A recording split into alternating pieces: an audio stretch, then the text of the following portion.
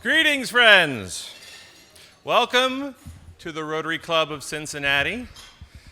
It's another great day at Club 17, 17th club out of 46,000 in the known universe. We are starting a few minutes early today. I appreciate the extra time for the agenda because of all the good work we're celebrating around this club and around this community. We have several distinguished guests I wanted to take a minute to announce. First of all, from the St. Joseph School, we have Principal Ashley Toney and Business Manager Sean O'Brien, who are part of our partnership with the Fruit Bowl Project with the St. Joseph School on Ezra Charles Drive. We are also welcoming District Governor Frank Scott, who, hey. Thank you for being here, Frank. We appreciate your service to the many clubs in Southwest District of Rotary, and you will be offering us an update in a few minutes. We're also welcome Beth Johnson from the Cincinnati Preservation Association as our featured program today. The title of your program is Saving Our Spaces and Telling Our Stories. Well, we look forward to all of your presentations. I also wanted to make a special shout out to our friend John Frank, 67-year member of the Rotary Club of Cincinnati.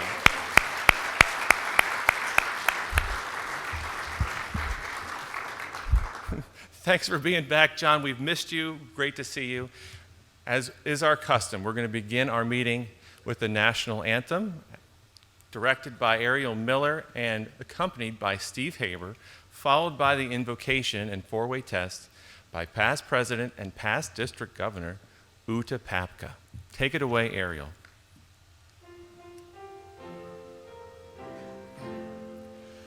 Oh, say, can you see by the dawn's early light what so proudly we hailed at the twilight's last gleaming, whose broad stripes and bright stars through the perilous fight o'er the ramparts we watched were so gallantly streaming, and the rocket's red glare, the bombs bursting in air, gave proof through the night that our flag was still there. Oh, say does that star-spangled banner yet wave o'er the land of the free and the home of the brave? Thank you.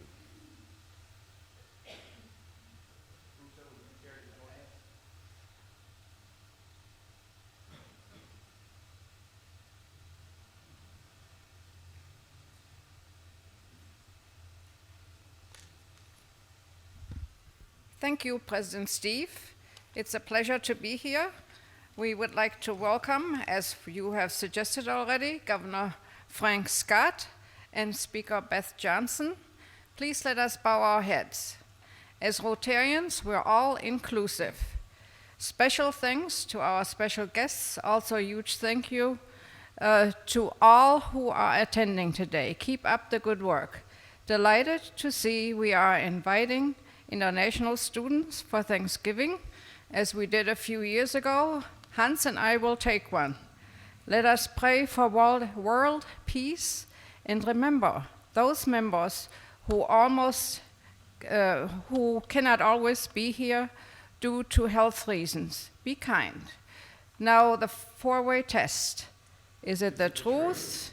Is it fair to all concerned? Will it build goodwill and better friendships? Will it be beneficial to all concerned? Thank you.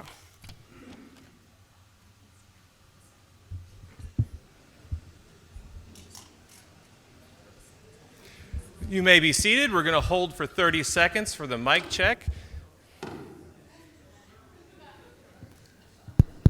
Check, check, 1, 2. Now we're good. Now we're good. Thank you, Mike. And thank you, Uta, for that beautiful invocation. Now I welcome Stephanie Sheard to welcome our guests and prospective members. Thank you, Stephanie.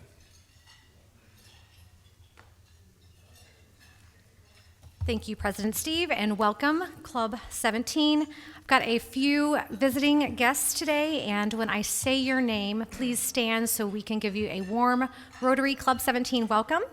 First, we have Ashley Toney from St. Joe's School. Welcome, Ashley. Sean O'Brien, also from St. Joe's School. Welcome. And Tom Filloon from St. Joe's School as well. Welcome. And just a couple reminders. The membership development wanted to remind you guys that we've got some really amazing activities upcoming, even the end of this month and into the next month. At the door, whenever y'all leave, I will be out there handing you the little brochure showing all the different dates and events of fun activities that we've got going on. Perfect time to bring a guest, invite someone that you think would be a great prospective member for Rotary. And just a quick reminder, tomorrow is the Halloween party. It is at Dan Long's residence. These flyers are actually out at the booth or at the desk right when you walk out. The party is from 5:30 to 7:30. It does mention to register via RSVP, but you do not need to now that it is so late. But please come, bring an appetizer or a dessert to share. Costumes are optional, but it should be a fantastic evening for all who attend. Thank you so much. Thank you, Stephanie, and welcome guests. And it is very timely. I think now would be a great time to invite the chair of our Fruit Bowl project, Pat Neal Miller, to invite and welcome Sean O'Brien to the podium to share a few words about the Fruit Bowl project. Welcome, Sean, Pat. Now in its third year, maybe you can give us a little context and Sean can tell us what's going on. All right. Thank you, everyone, and good afternoon. Anyone that knows me and knows the Rotary Fruit Bowl Project knows how excited we are about this being our third school season working with St. Joseph Catholic School. It has really been a labor of love. And for the Rotary volunteers, they go out every week and deliver fresh fruit and vegetables to St. Joseph's School. And it's just delightful to occasionally see some of the students and their glimpses of their smiles when they see the fruit coming. And we're just very grateful that we are able to offer this. Personal experience, we started this right in the middle of COVID-19. So we had to be very careful with not only our volunteers and also with the students and staff of St. Joseph. And so we're grateful that we were able to do such a delivery during such a difficult time. So with that said, I'm going to let Mr. O'Brien talk a little bit about what has happened as a result of our wonderful volunteer program, and let him give us a few anecdotes as to how things are going with both the students and as by way of extended family. So thank you. John. Thanks, Pat and Steve and all of you Rotarians for having us here today.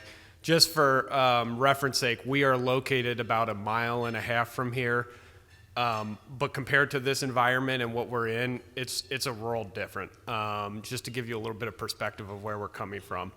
So as a inner city Catholic school, we really prioritize 3 things of giving our kids a well-rounded education academically, to give them a spiritual formation, and also to nutritionally enable them. And what Pat and her team with the Fruit Bowl do every Wednesday is really put into application that nutritionally guiding and developing kids. I can say that one of your members who's here present today, Jeff, we look forward to, there's Jeff. We look forward to Jeff coming in every Wednesday. He is always positive. He lets us know that he's here. He helps deliver the food.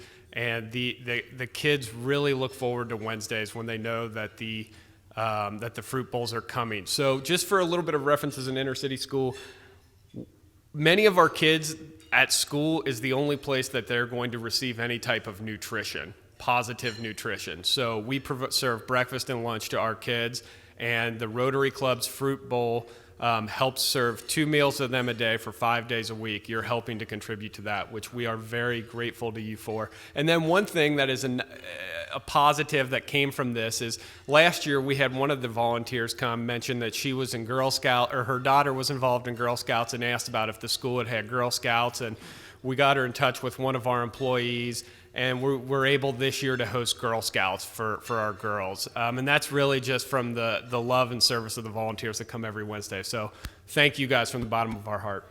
Wow, thank you, John. Let's get a picture. Sure.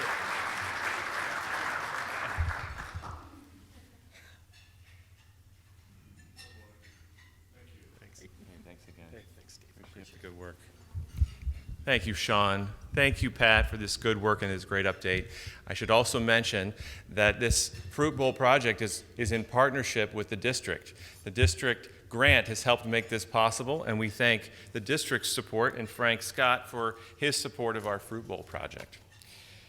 Now we're moving to a special presentation from the past presidents, and representing the past president is past president Susan Wilkinson. Welcome to the podium.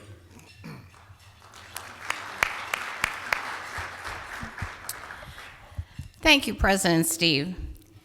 Some of you may not know this, but the past presidents of Club 17 gather every September to have a dinner and to welcome into our group the immediate past president of Club 17.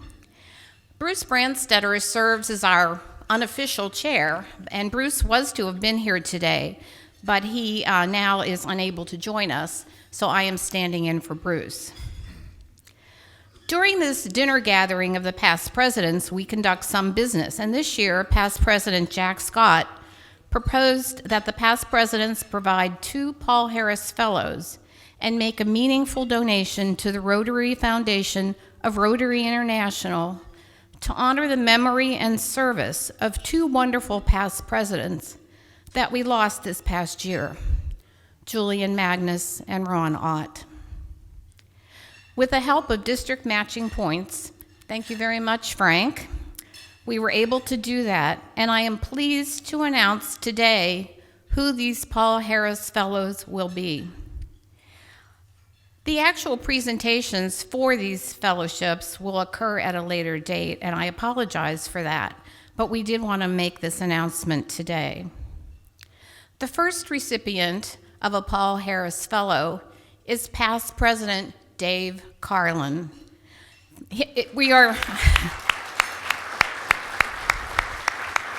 Dave, I believe you're in the audience. Please stand up. We are awarding this to Dave for his unwavering and dedicated leadership to our club during COVID-19.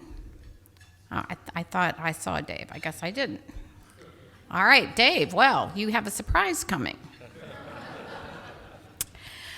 I'm very pleased to announce the second recipient of a Paul Harris Fellow, and that is Christy Shushak, our beloved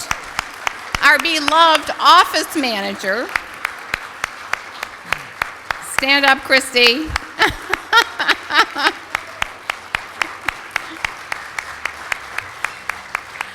Our beloved office manager, he keeps our club running always with a smile. Congrats to both of you. Thank you, past President Susan, and congratulations, Dave and Christy. Well deserved.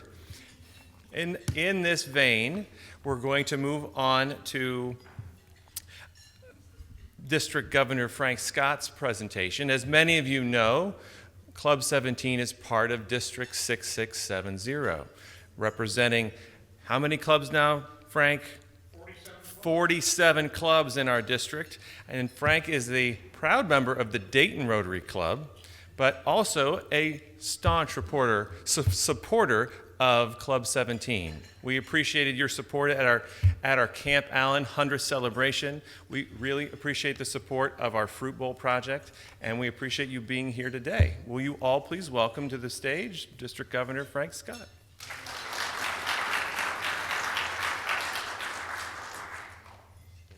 Thank you very much. Well, before you run away, there seems to be something for you. For those that know me, one of my passions is the Rotary Foundation, the Rotary International Foundation. And today I have the honor of presenting to your president, Steve, his third Paul Harris Fellowship. So thank you very, very much for your generosity. And bear in mind, a Paul Harris Fellowship represents a $1,000 donation to the Rotary International Foundation. But it permits us to do service projects around the world, which really is what we all want, service to mankind. So again, thank you, Stephen, very, very much. Thank you, Frank.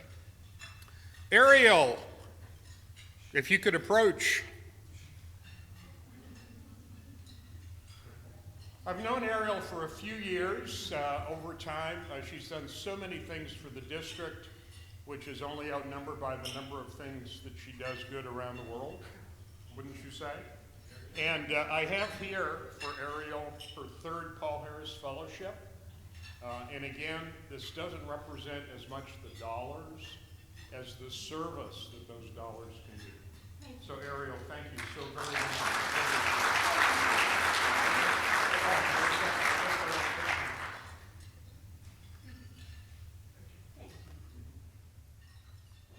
And believe me when I say that is just the minimum of things that Ariel has done that I'm acquainted with. I also bring another couple of gifts. I brought a banner, but obviously you have a banner that you display. So this is maybe kind of an office banner. And of course, our current Rotary International president is Jennifer Jones, the first female president of Rotary International. And interestingly, I think you probably all know by now that while Gordon McAnally comes in next year, the year after, Stephanie Urchuk from Pennsylvania is the Rotary International president. And you may also know there's actually a conversation that matters this evening on Zoom with Stephanie, so I'm kind of excited about that. Also, I brought the theme folder for Steve because I know he likes to take notes. So I'll leave this on the table up here. So as I was looking at your agenda today, I was thinking, oh my goodness, look at the precedent. I'm the district governor coming to Club 17, and you've given me 17 minutes. Who would have thought? And, you know, to kind of update you with what's going on in the district, I kind of looked at the year and I said, well, really, I have 4 goals. And I've been in Rotary for about 15 years now, and I was club president in Dayton for the 100th anniversary. Certainly, by no means am I considered even a long-term Rotarian. John said, well, I'm just a kid, which is actually absolutely correct, just a kind of a newcomer to Rotary. But one of the things that brought me was the amount of effort we put into polio eradication. My family was afflicted with polio. My father-in-law and my brother-in-law had it. So I kind of, you know, had a knowledge about it. I also admit that when I was growing up and in school and the polio vaccine came out, we just lined up and took it, no question. Thank you very much, and went back to class. So as I think about polio eradication today, one of the goals that we all have in Rotary clubs is a $1,500 goal for Rotary for polio eradication. And that goal, bear in mind, if all of our 37,000 clubs can do that, even as an average number, that's the $50 million we need to match the Gates Foundation. Jennifer was just at Global Citizen in late September, and she pledged $150 million for polio eradication with that group. So it comes from us, obviously. And of course, this is the week when October 24th occurs, so it was World Polio Day. And many clubs, are able to achieve that goal. Many are not. In the Dayton Club, for example, we exceeded it a little bit this year, so that makes up for clubs that may not be able to. At any rate, it's just a wonderful thing. Imagine in 1985, when the clubs in this district gathered $1.2 million to give to polio eradication. We had 200 countries that had polio as an endemic disease. We now have 2. What a significant achievement. We're almost there. As we say, we're this close. Thank you. And polio is one of those things, who would have thought it would be back in the United States? A case occurred in New York, and I think that was a surprise to me as well as many others. One of the other most important features we have in the foundation, of course, is the annual fund share. And the district was very happy to be able to support your Fruit Bowl project this year with a district grant. The difficult part of funding district grants is that we are on a 3-year funding cycle. And that funding cycle ended in March of 2020, or actually June of 2020. But the pandemic hit us in March, so essentially fundraising stopped for the last quarter. So we had about $40,000 to distribute this year, and of course the Fruit Bowl project got a nice share of that. So again, thank you very much for applying. We also get money in our global grant budget, and I know some of you are familiar with how the global grant process works. So there are dollars available. There are not a lot of dollars available, but candidly there are dollars available. And the beauty of what we call district designated funding for global grants is that today the Rotary Foundation, the International Rotary Foundation, matches 80% of what we give on a global grant.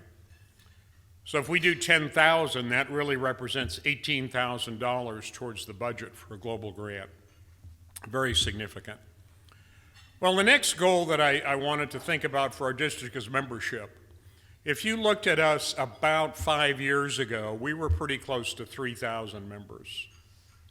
Today, we're about 2,500. A lot of reasons. Obviously, the pandemic had a lot to do with that. People were getting closer together. We had members in our Dayton Club that moved closer to be with their families. All a variety of things happened. But I think all of our clubs in our district had membership decline over the last 5 years.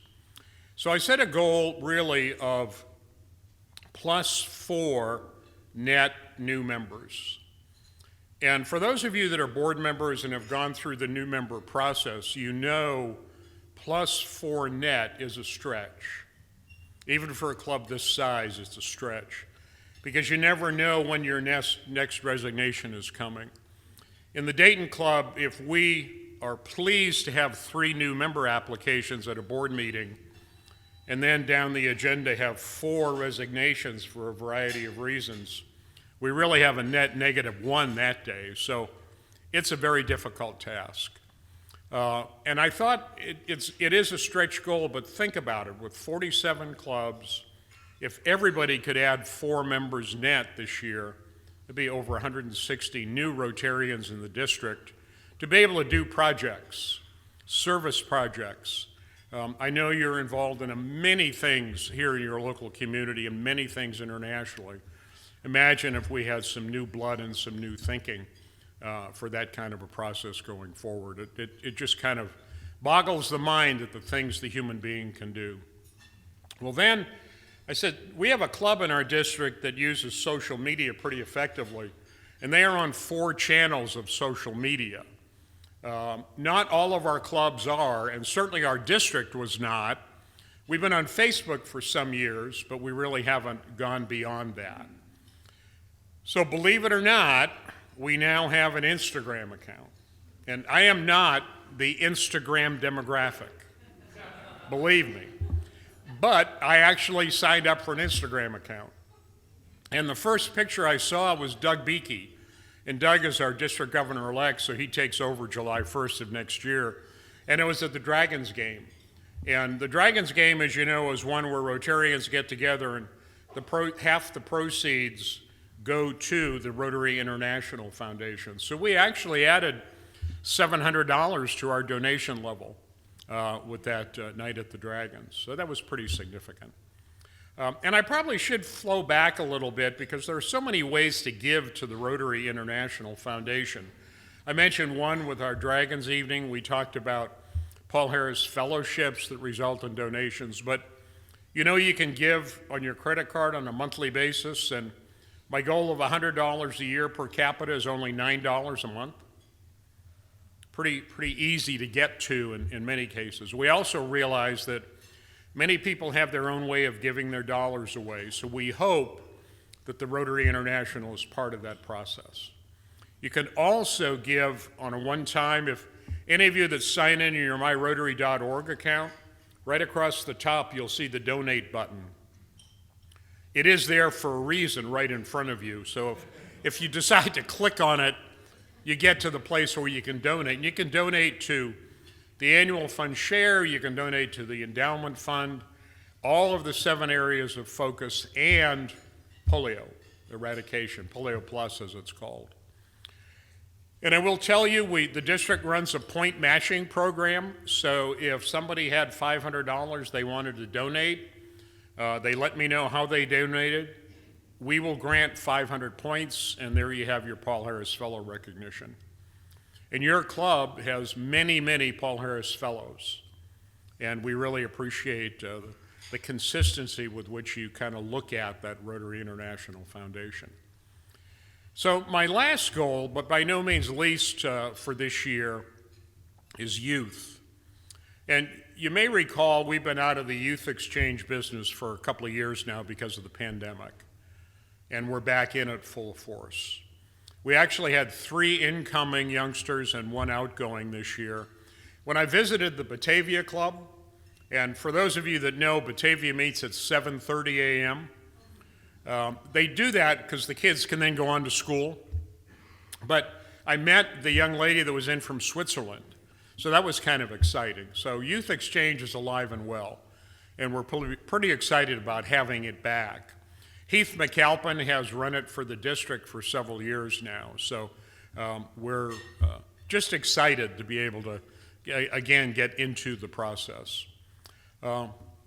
We did something different last year. We did Youth Peace Action, which was, our idea was that we would acquaint high school students with what was going along in the world about peace.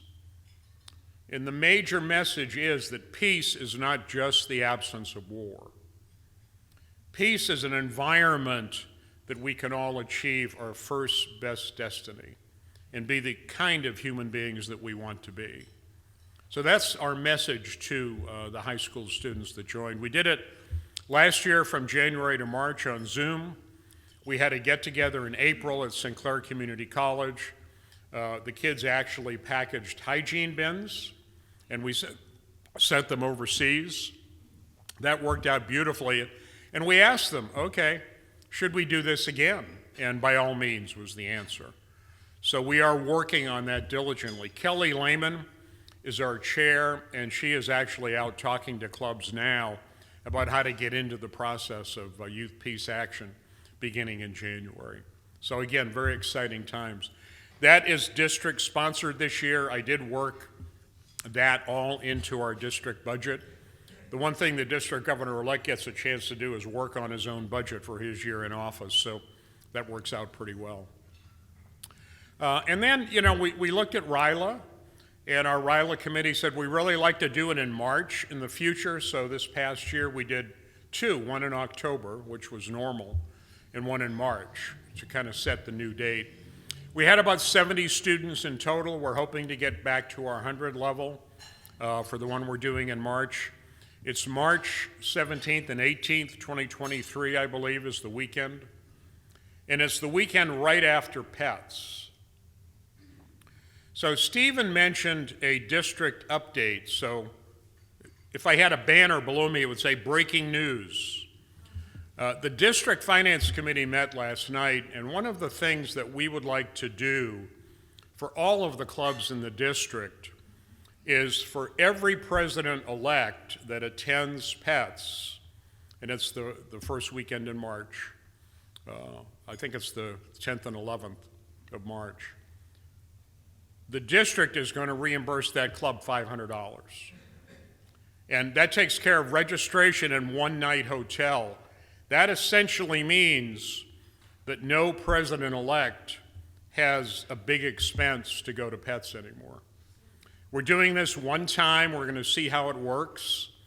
Last year, we had 21 presidents-elect that could attend. We're hoping to have at least 45 of our 47 clubs this year. You know, in the smaller clubs, you might understand that presidents continue to repeat their role, sometimes 2 years in a row. So if a president has gone to PETS, that's acceptable. So that really is one of the ways we're using our district reserves, is again to help our clubs achieve some of the expenses that they've had to face all these years. A lot of districts do it differently. In Ohio and within our Zone 30, we've got 31 districts in our zone. Everybody kind of does these things differently. So we thought at the Finance Committee this was just a great use of dollars. And whether or not we continue it in the future, we'll see how it works this year. But again, our objective is to make sure the presidents-elect attend PETS. It's going to be an exciting program once again this year with speakers and capabilities and the opportunity to meet the other presidents. So we're pretty excited about that. You know, the one thing I have learned when you're speaking to groups, Rotarians or others, Rotarians principally, be brief, be good, and be gone is a great motto. So I don't really know if I've used up my 17 minutes, but that's essentially what I say to clubs when I visit. And if there's a question or two that anybody wants to ask, yes? You mentioned the youth exchange. I'm wondering, we had great exchange with group studies. Is that ever going to come back? You know, when Rotary makes those changes over time, they generally don't come back. I remember the group study exchange because we have Rotarians in our Dayton club that attended. So I don't think it will. I think youth exchange is probably going to be the way of the future. Usually when the president comes up, I'm done. Stephen, thank you very much. I appreciate it. I really appreciate you being here. Frank, thank you so much for making the journey down here and sharing that update. And I think your goals are our goals, Frank. And we're delighted to have youth back in the program. Youth Exchange is near and dear to my heart. And Youth Peace Action, that holds a lot of promise, especially with the conflicts in our world and Rotary's position on being an advocate for peace. It is now the time for announcements. And this is a very busy time for our club, and there are a lot of announcements. I apologize. However, they are exciting announcements. And the first one I wanted to share is a celebration of Rotary Due Days. I think this club should congratulate Susan Wilkinson, Owen Rassman, the entire Due Days committee for their efforts. I know that at St. Francis Seraph Ministries, we had a tremendous time and a tremendous effort. We set some records for St. Francis Seraph Ministries dinner service, and I think stories like that are pouring into the Due Days Committee. There's going to be a full report in a few weeks, but the Herculean efforts of this committee have come to fruition, and 17 projects across the community with 300 volunteers. It has been, I guess, great to see the idea and concept that was originated years ago come to fruition in such a great and splendid way. Thank you, Susan and Owen. Well, actually, I had a note here. If anybody who was involved in Rotary Due Days, could you stand? Because it was such a club effort. I would just like to celebrate you all.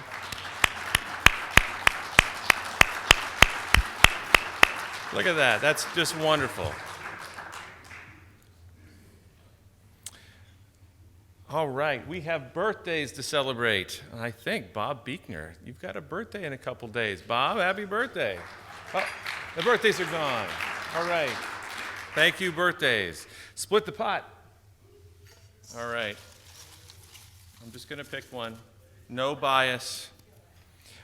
we're pulling for a prize of $52 with a revolving pot of $762. Last four digits are 7683. 7683. Must be a row. There we go. President nominee Eric Petway. Eric, it's just my way of saying thank you for joining the board.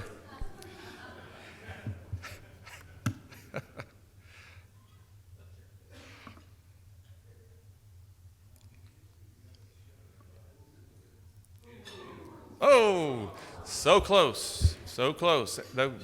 The pot continues to grow. I wanted to say thank you to Tim Hirschner. Though he couldn't join us today, Hirschner Properties, Inc. is our meeting sponsor. And he says, presents his thanks for supporting today's meeting and Beth Johnson's efforts with the CPA. All right, announcement. Do you enjoy singing? Please lend your voice to the Rotary Chorus. Our group performs a few times per year, so there's little pressure and maximum fun. If you'd like to be part of the Rotary Chorus, contact Stephanie Sheard, very enthusiastic new director of the Rotary Chorus. Thank you, Stephanie. Rotary After Hours. Stephanie already gave a great shout out for Dan Long's Rotary After Hours. It's a Halloween edition. Come in a costume if you're brave. I'm probably not gonna wear the inflatable pig costume, but I might. We'll see. Well, I'll see you there tomorrow, 5:30 to 7:30 at Dan Long's house in the Mount Lookout. Spouses and guests are welcome. It's a great time for fellowship. Rock the block with hands-on service. The next hands-on service project is this Saturday. No rest for the hands-on service committee. This Saturday, October 29th, from 9 a.m. to 3 p.m., our goal is to send 15 volunteers from Club 17 to work for Habitat for Humanity's Rock the Block event. The kickoff of the project will be on Saturday at the Sanctuary, 2110 St. Michael Street. A t-shirt and lunch will be provided. Under the guide of an experienced crew leader, teams will work together on an outdoor project in the West End neighborhood. Past projects have included brush removal, small planting projects, and landscaping. If you're able to volunteer, please contact Bob Brandstetter. Where are you, Bob? Raise a hand. There you are. Thank you, Bob. Professional Development Series. Our next Professional Development Series event is held at 11 a.m. before next Thursday's meeting on November 3rd. We'll be in Salon F on the 4th floor. Attendees will join Elizabeth Galperin, founder of Peak Productivity, a Cincinnati-based business coaching and consulting firm. We have a few spots left for additional attendees. There's no cost to Rotarians, and you can sign up through the Rotary website, DACDB, or the flyer that Christy has available. Mark your calendars for the World Affairs fundraiser. Celebrate and grow your global impact. Join the Rotary Club of Cincinnati's World Affairs Committee on Monday evening, November 7th, from 6 to 8 p.m. The evening event will be held at Bance Studios downtown. Learn how your club advances many humanitarian goals overseas, how Rotary's district and global grants multiply your gifts, and how you can build our club's future impact. Take pride in your club's power for good as you hear a lively update led by the World Affairs Committee co-chairs Chuck Martz and John Farmeyer. Our goal is to raise $30,000 by year end, 50% for current projects and 50% for the International Endowment. We're looking for new opportunities in the Western Hemisphere, so many more Rotarians and Rotaract members can participate. Enjoy delicious food and drink, photos of fellow Rotarians at work worldwide, gorgeous artwork, and an unparalleled view of the riverfront at Bance Studios Historic Townhouse. RSVP through the DACDB or email the office. This event is generously supported by Flynn & Company. Register and attend Monday evening, November 7th from 6 to 8. Lastly, good news from the family of Rotary. Congratulations to Rotarian Carrie Robb and wife Maria on the birth of their son Arlo on October 16th. Congratulations, Carrie Robb. Exciting to welcome young Rotarians into the club. Well, now I'd like to welcome Deborah Schultz in person to introduce our program.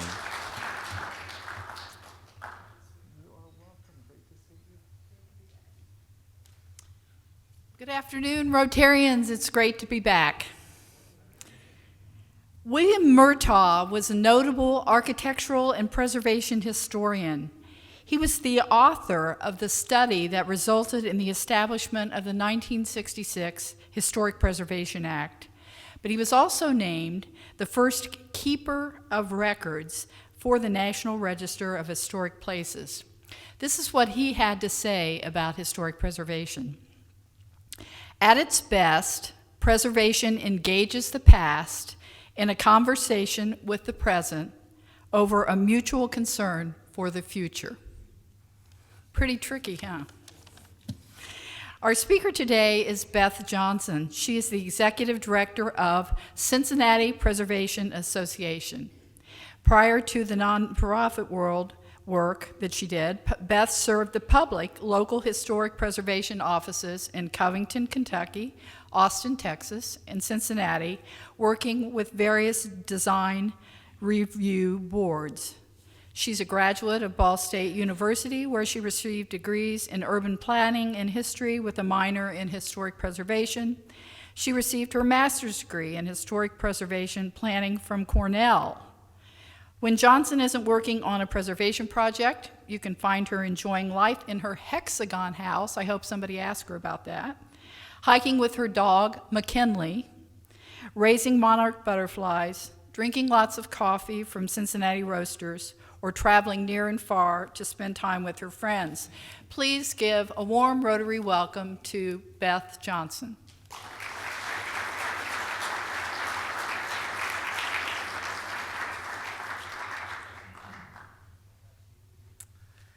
Thank you all for having me. I'm really excited to be here, and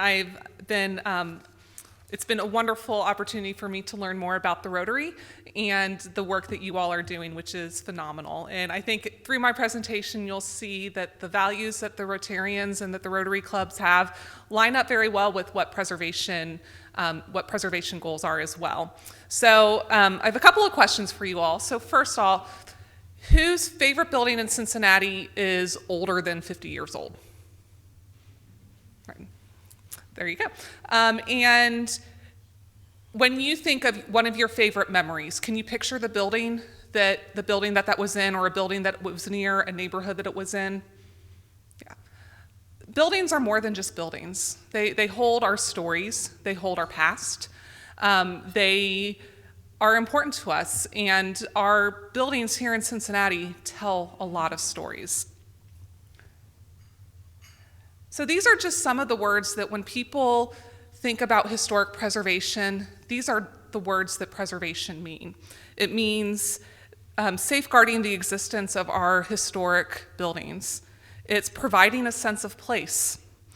It's preserving that old method of craftsmanship that we no longer have. It's adding character and charm to our neighborhoods. It's emphasizing the uniqueness of our communities.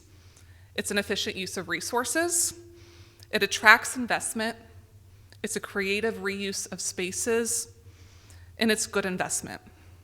As I hope you will see through my presentation, these are the many reasons why people support historic preservation, and they line up with the Rotary's values as well. So first off, you might be asking yourself, what is historic preservation?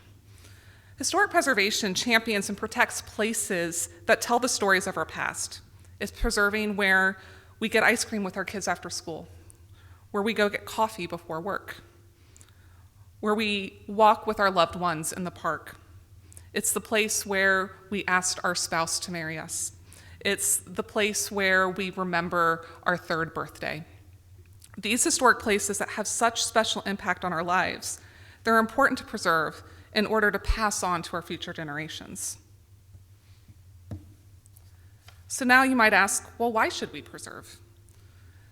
Historic preservation is vital for a community to achieve sustainability in not only their environment and economy, but also in their social realms. This is done in order to provide education. Status is shown in all of those top 10 lists that Cincinnati's been making recently. Beauty, tax breaks, property value stability, tourism. It manages change, and it retains the community and cultural traditions. So some of the benefits of historic preservation is one of the biggest ones is our culture. Restoring historic buildings connects us to the past. It's a physical reminder of what came before, and it helps create a sense of culture in a neighborhood and community. Historic buildings such as libraries, cathedrals, estates, they give us a way to study the past and make sense of the communities that came from us. Old buildings have unique characteristics that can be difficult to replicate in new commercial and residential buildings. You may be able to make a new structure look similar to that old, but it won't feel the same.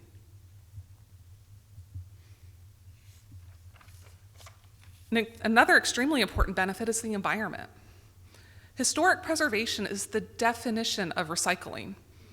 It conserves resources, reduces waste, and saves money.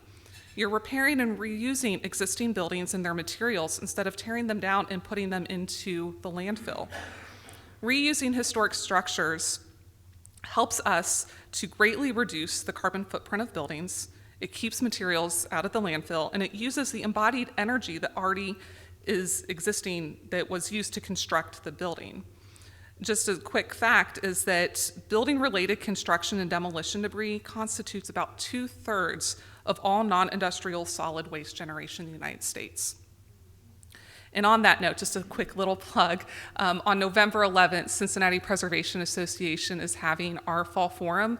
Our speaker is Carl Lafonte, and there's one of preservationists' favorite sayings is that the greenest building is the one that's already built. Carl is the one that has coined that phrase. So if this is a topic that interests you, I really encourage you to come to our event.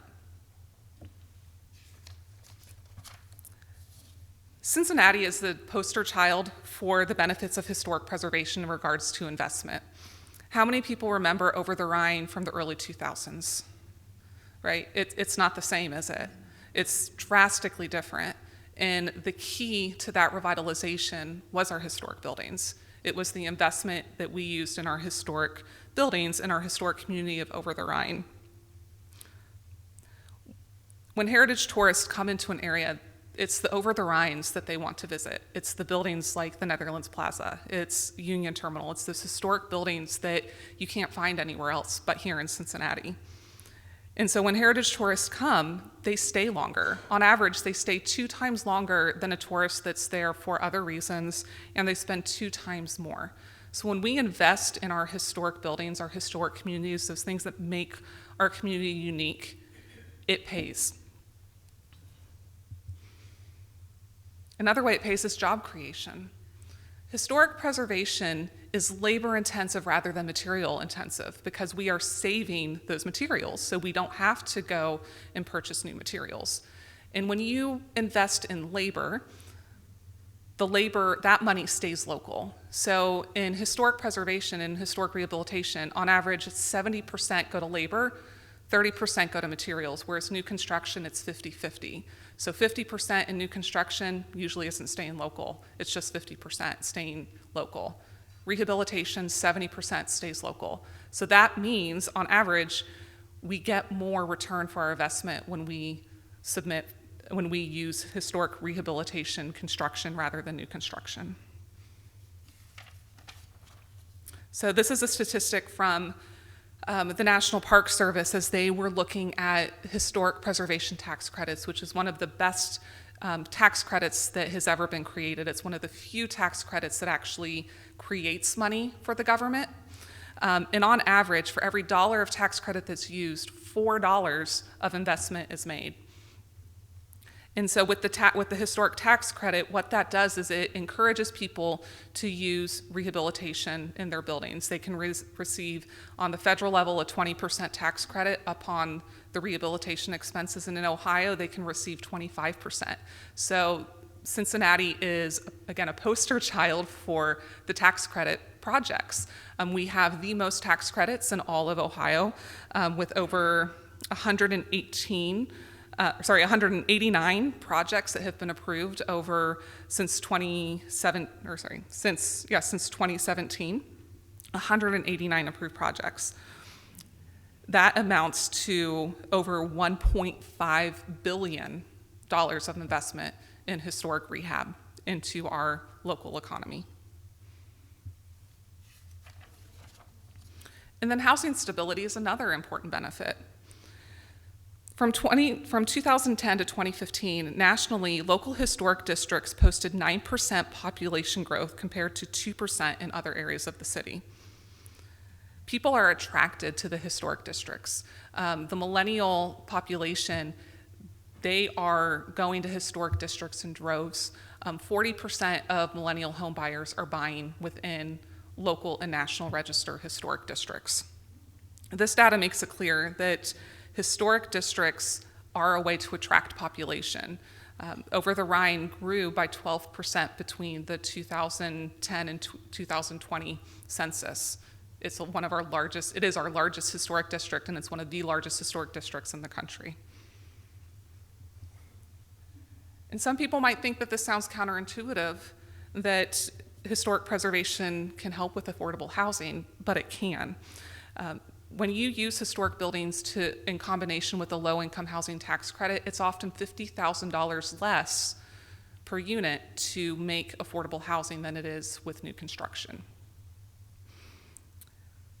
And then also, existing houses that aren't necessarily tied with subsidies provide a lot of opportunity for affordable housing. They're naturally affordable houses. And then very rarely can you then demolish these existing buildings, build a new replacement building, and it would be affordable. And finally, the affordable housing tax credit provides really great opportunities for really unique reuses of historic buildings that might no longer have a use. Up on the screen is the Lincoln Grant School down in Kentucky. It was a school that no longer needed to be used. They had consolidated the population into Holmes High School in Covington, and so this building had been sitting vacant. It's now a residential facility tied to the Scholar House program. And then the Mance Hotel, senior housing, is over here in Walnut Hills, and it was an old hotel, again, had been long shuttered and vacant, and they have now turned it into a senior service and senior housing center. Both of them used both historic tax credits and low-income housing tax credits combined to make those projects work. And since Cincinnati is a national leader in historic preservation, I think for all of us from Cincinnati, we know that our buildings are amazing. Every time I have someone new from out of town that comes into Cincinnati, they're just like, they say, we didn't know. In Cincinnati, especially the revitalization of Over the Rhine has caught national attention. The Over the Rhine rehabilitation story actually got a national award from the National Park Service and Preservation Action for the transformation. It's the first time they've ever given an award. It's basically a tax based on your use of tax credits. It's the first time they've ever given an award to an entire neighborhood. It's usually just a building-based program and building-based award. But our leadership in showing how tax credits can be used and used effectively and used at a grand scale is a national example. And then finally, another example of our leadership in preservation is that we've been around since before the National Preservation Act. As Deborah said, the National Preservation Act was established in 1966, and this is the first time that preservation was established on a national level. Cincinnati Preservation Association, formerly known as the Miami Purchase Association, was established in 1964. So 2 years before there was national legislation, Cincinnati was already establishing historic preservation. That same year, the Dayton Street Historic District and Lytle Place Historic District were both established as well. So we had historic districts locally before there was national legislation. And then also, Cincinnati is one of the first places that had a levy to help support the rehabilitation of a historic building. This is pretty much unheard of nationally, and Cincinnati did it with Union Terminal. And one thing that we are really trying to push with Cincinnati Preservation is that historic preservation is for everyone, and it's to tell everyone's stories. One of the few projects that we're extremely proud of, or recent projects that we're really proud of, is King Records. It was just recently listed on the National Register of Historic Places. For you that do not know what King Records is in Evanston, and it was the first integrated music recording studio and record producer in the United States. It's extremely important in the story of civil rights, extremely important in the story of Cincinnati. It's not necessarily a beautiful building by any means. It's not necessarily a building that people would look and say, oh, that's an architectural gem that needs to be saved, but it's a really important story. It means a lot to the community, and it's something that deserves to be saved.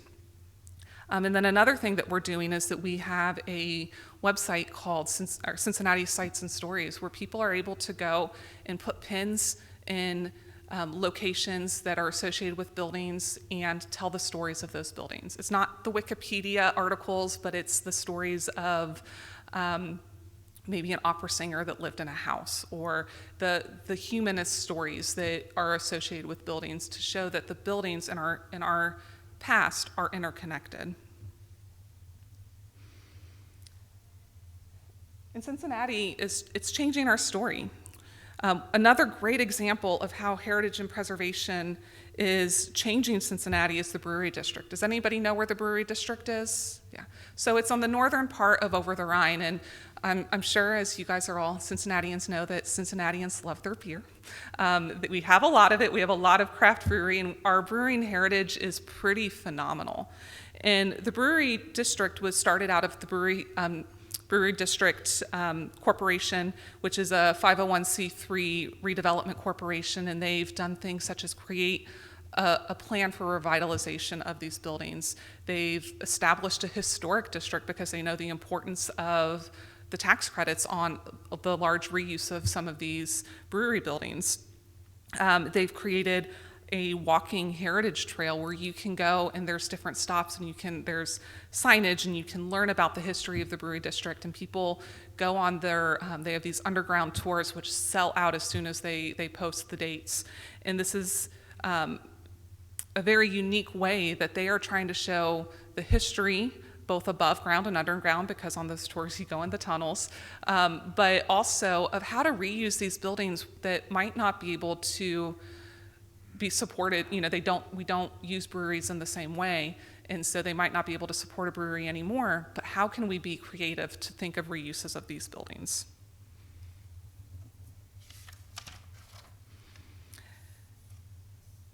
So working at telling the stories of all people and fighting to save the buildings that matter to communities that have been underrepresented is also telling our story. Only 2% of the 95,000 entries in the National Register of Historic Places focus on the experience of Black Americans. And so Cincinnati has a similar deficit. And so while there's increasing recognitions of places such as Greystone Ballroom at Music Hall, the Manse Hotel in Walnut Hills, which was a Green Book site hotel, King Records in Evanston, this is just part of our untold history. And so that is one reason that Cincinnati Preservation Association is really dedicated to making sure that all of our stories are told. So we have a Black Sites initiative. Next year, we're going to start a women's initiative to make sure that everybody's stories are told. So as you can see, many of these reasons for preserving our environment and preserving our buildings line up with the issues that the Rotary Club aligns itself with as well, especially education, growing local economies, and protecting the environment. Historic preservation is about telling our shared history through our built environment, supporting development of our neighborhoods through rehabilitating our buildings, and creating sustainable communities through recycling our buildings. So that is all I have for you, and I'm happy to answer any questions. And I encourage you to join us in our mission. You can find us at cincinnatipreservation.org. We also have an Instagram as well that has lots of pretty pictures of beautiful buildings all around Cincinnati and the Southwest region. So I asked sort of a weird question. If you're the owner of a historic building, or you decide to move, like you're saying, the millennials or the younger people,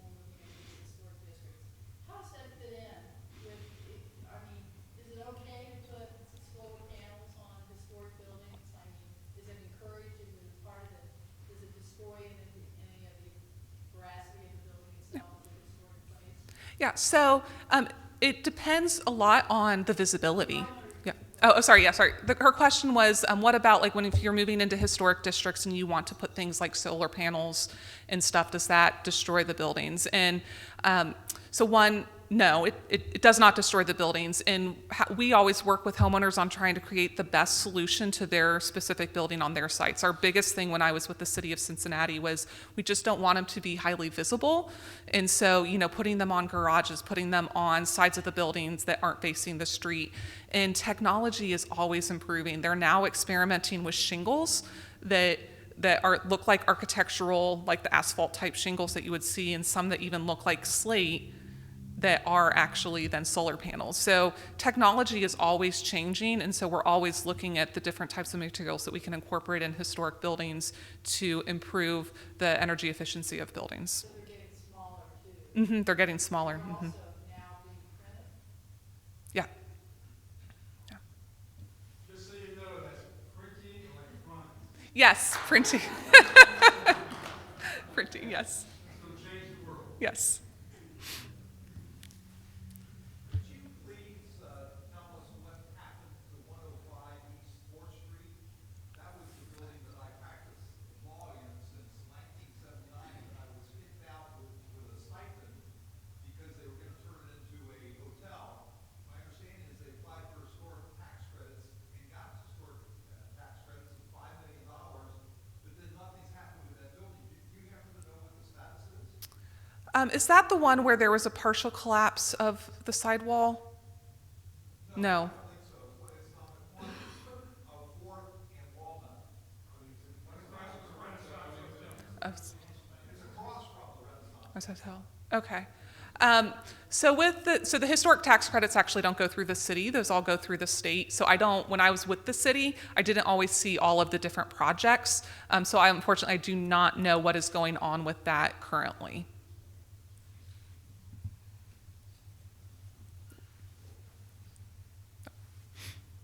Can you speak to the Terrace Hilton? I know it's sort of controversial. Yeah. Yeah. What was CPA's position on the Terrace Hilton? So CPA had actually applied for landmark status of the Terrace Hilton. We know that beauty is in the eye of the beholder, and some people look at that and don't see the beauty of it. However, it is an extremely important modernist structure. It was designed by Skidmore, Owings, and Merrill, who, if you know of the Sears Tower in Chicago, they are actually currently the largest architecture firm in the nation.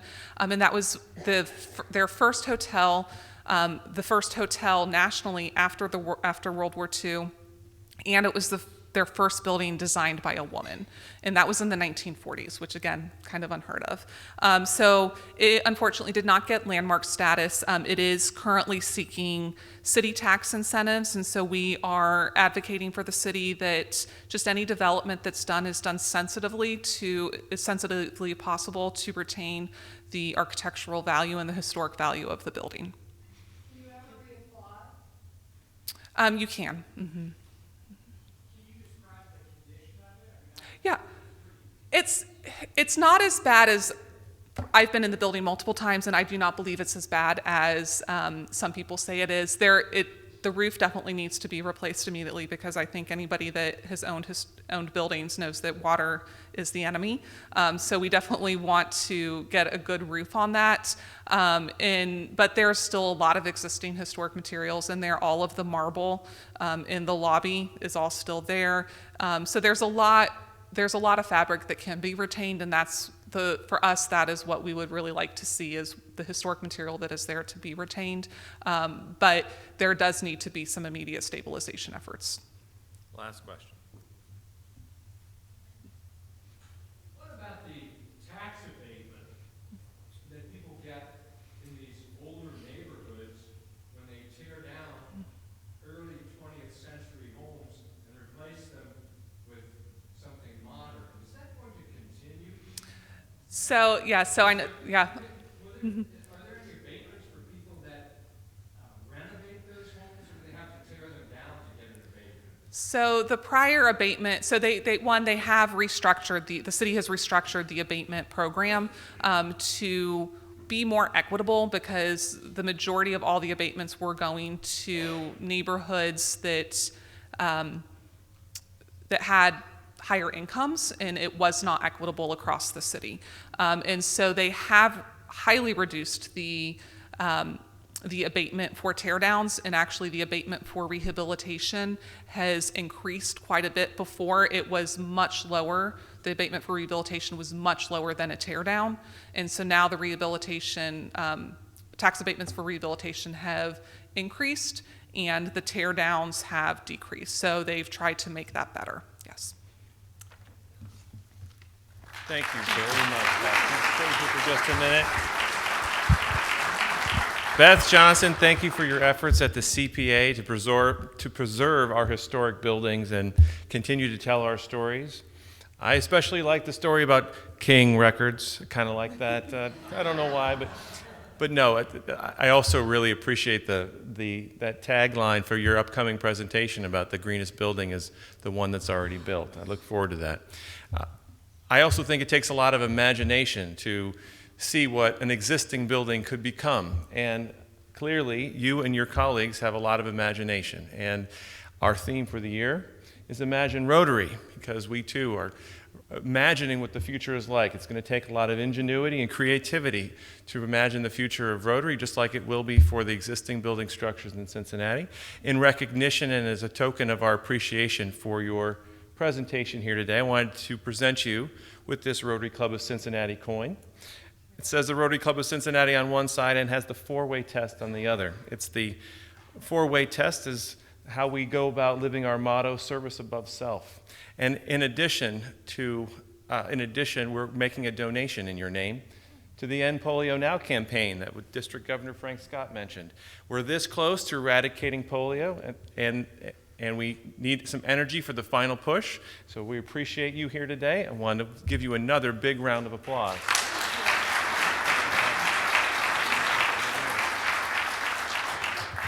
A few final announcements. There are 2 meetings today. Women in Rotary are meeting in Boardroom 4 on the mezzanine.